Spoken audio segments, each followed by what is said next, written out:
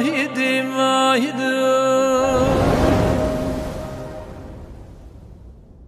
chers amis, nous sommes aujourd'hui durant cette fête de Hanouka, Ner Shlishi, troisième jour de Hanouka. J'aimerais que nous puissions aujourd'hui parler sur l'un des grands sujets dans le judaïsme. Maaseh ou Kavana. Quel est l'essentiel du judaïsme? Quel est le point principal dans la Torah? Est-ce l'action ou est-ce la Kavana? Est-ce la concentration? Est-ce l'intention que l'on met dans l'accomplissement des mitzvot, des commandements de Dieu, dans l'étude de la Torah? Ou bien ce sont les actes qui sont les plus importants? Chacun va répondre ce qui est marqué dans Pirkei Avot, le Midrash Ikar el Maaseh. Ce n'est pas l'étude qui est l'essentiel, mais l'action. Nitave Hashem bira betartonim. Akadosh Baruch Hu a souhaité, a créé ici-bas sur terre, dira une demeure. Comment fait-on une demeure pour Hashem? Par le fait de faire les mitzvot. La volonté de Dieu, c'est exact. Mais nous allons nous pencher sur une réflexion de cette semaine. Cette semaine, nous fêtons Hanouka pour essayer de réfléchir ensemble sur cette thématique. Quel est l'essentiel? L'action ou l'intention? Je vais introduire notre réflexion avec une histoire.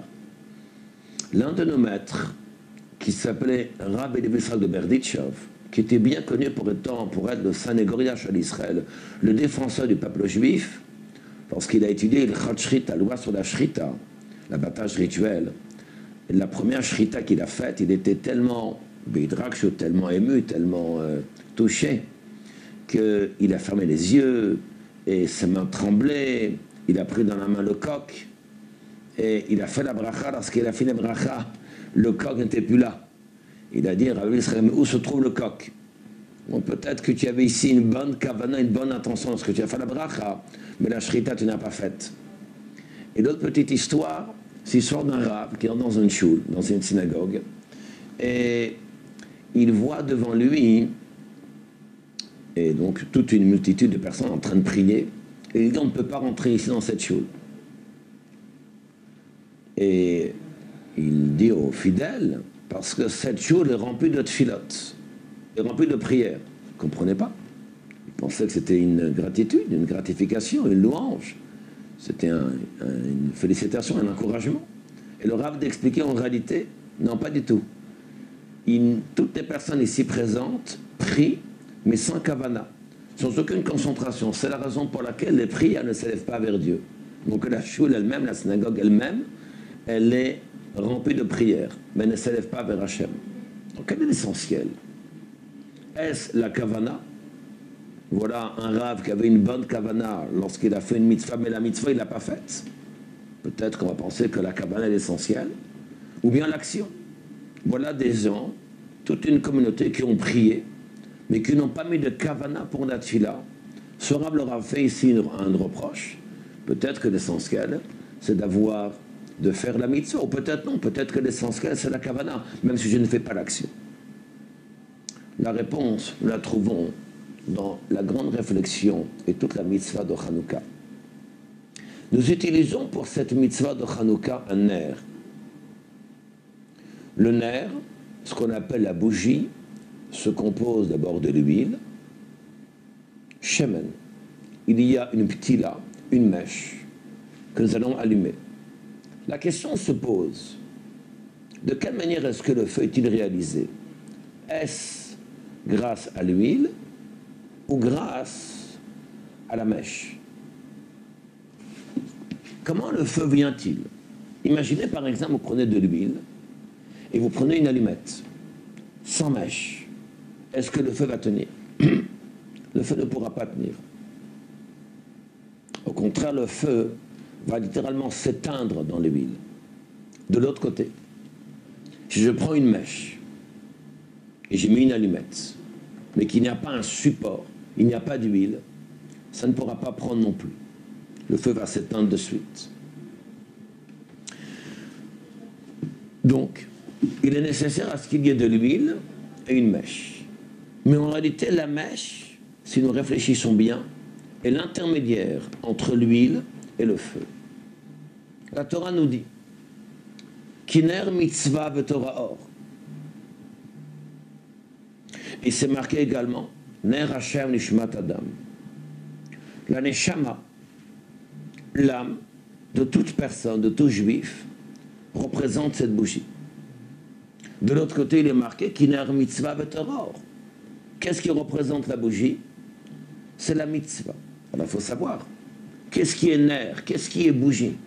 Est-ce la neshama, l'âme, ou ce sont les mitzvot? La réponse en réalité est la suivante. Le support de tout accomplissement, de toute élévation, de toute sanctification, c'est ner mitzvah. D'abord c'est la mitzvah, l'accomplissement, l'acte qui est comparé au shemen, à l'huile. Le feu représente la shrina, la présence d'Hachem, le dévoilement de Dieu dans nos actes, la lumière qui va éclairer autour de nous. Mais il faut un intermédiaire entre shemen, entre l'huile, entre l'action et le dévoilement. Et la lumière qui émane, c'est quoi? C'est justement la ptila, la mèche. La mèche, c'est l'être humain. Nous avons devant nous 3 paramètres. La plus grande matérialité, c'est shemen, c'est l'huile, qui fait référence aux mitzvot, les commandements, sont des actes matériels. Tfilin, tzitzit, talit, lulav, etrog, etc., etc. Totalement matériel. Comment faire en sorte que ce etrog se connecte avec Dieu? Comment faire en sorte que cette matzah se rattache avec Hachem?